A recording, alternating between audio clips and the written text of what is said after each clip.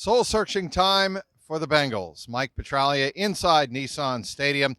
The Bengals were blown out here on Sunday, 27-3 by Derrick Henry and the Tennessee Titans. The Titans improved to 2-2. The Bengals alarmingly fall to 1-3.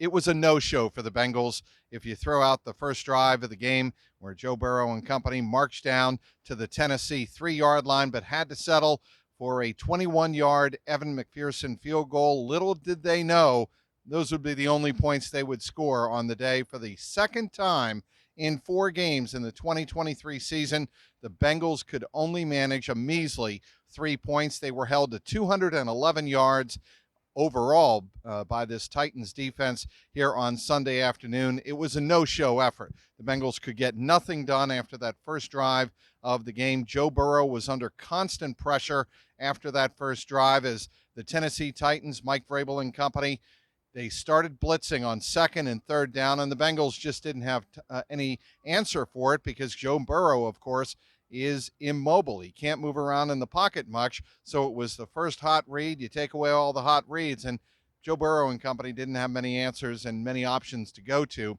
After the game, Zach Taylor said it wasn't good enough.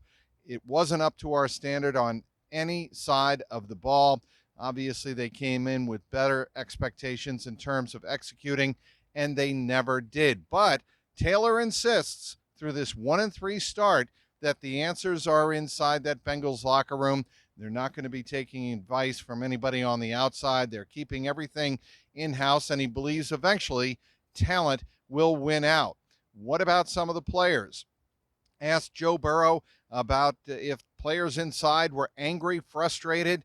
Do they need different types of motivation? Joe Burrow told me, we're not going to get mad at each other. That's how bad seasons happen.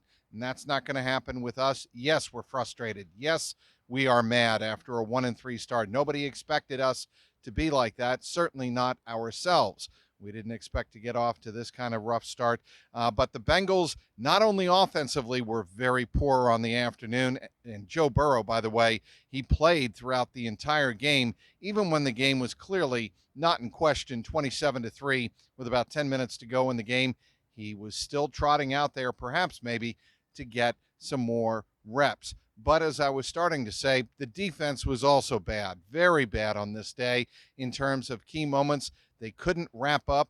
They weren't able to bring Derrick Henry to the ground enough early in his runs, and he ran all over them for 122 yards on 20 carries on the afternoon. 1 touchdown run, a 29-yarder in which he trucked Jermaine Pratt at about the 12-yard line and rolled right over him down the left sideline into the end zone. He also threw a touchdown pass on a wildcat after a timeout where the Bengals had time to discuss it to Josh Wiley right before halftime. That was really a kick in the gut. That's really when the game ended, was at that 24-3 point at halftime. And if there was any doubt, the Titans put an exclamation point on things to start the second half with a 15-play drive, taking over 10 minutes off the clock.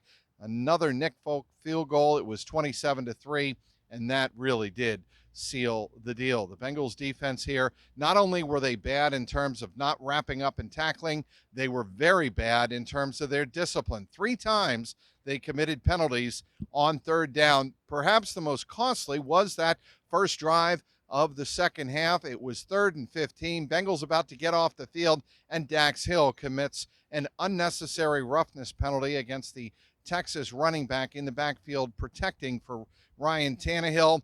It was an automatic first down. The Bengals then saw another 9.5 minutes go off the clock. That was a real killer. No discipline, no tackling on defense, no execution on offense. Bad all the way around. After the game also, Ted Karras said in the locker room, look, we have 17 chances to prove how good we are. Today, we stunk.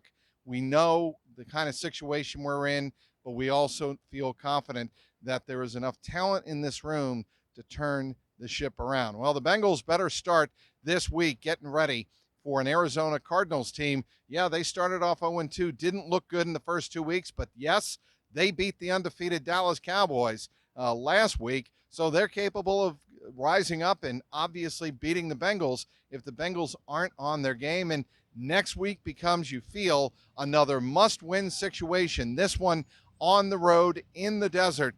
The Bengals now 1-3. They go back to the drawing board. They're desperately looking for answers after what transpired here on a really, if you're a Bengals fan, disgusting afternoon in Nashville, Tennessee. The final again, it was the Titans 27 and the Bengals 3. Follow my coverage on Twitter/X.com at Trags, Trags, CLNSmedia.com. And as always, click and subscribe on my YouTube page, youtube.com/@JungleRoarPod. Inside Nissan Stadium, Mike Petraglia, CLNS Media.